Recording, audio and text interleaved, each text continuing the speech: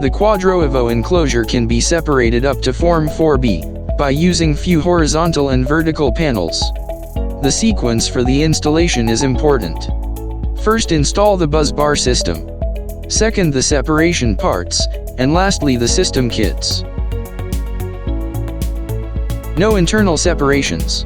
The busbar is separated from the rest. The devices are also separated from each other. Also, the outgoing terminals are separated. Partial panels for the front or rear side only are available, as well as full-size panels. The carrier for the horizontal separation is installed at the height of the compartment. Be sure to install the horizontal separations first, and the rear vertical last. The upper separation can then be slid in. Now fix the separation in place with a screw. Front lateral separation panels have a cable passed through. They can be the same height as the system kit for the device, or bigger, to either ease the wiring or reduce the quantity of parts. The cable pass-through needs to be cut in the manner needed, fully closed, or for flexibars. 3 phases plus N/pen. 3 phases. The cable pass-through is fixed with a few screws. Do not fully tighten the screw for easier insertion of the cables, or insert cables first, add the plastic covers later.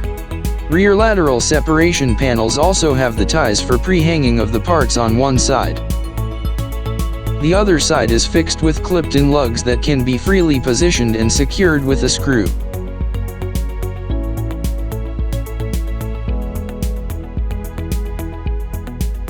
To separate individual system kits, first install these edge pieces.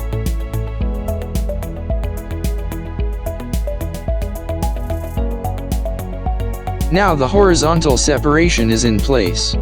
It snaps into place on the back side. Fix it in place with 2 screws in the front.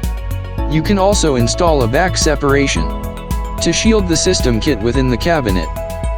To install the back separation, you must install these corners either here or right at the back side of the frame.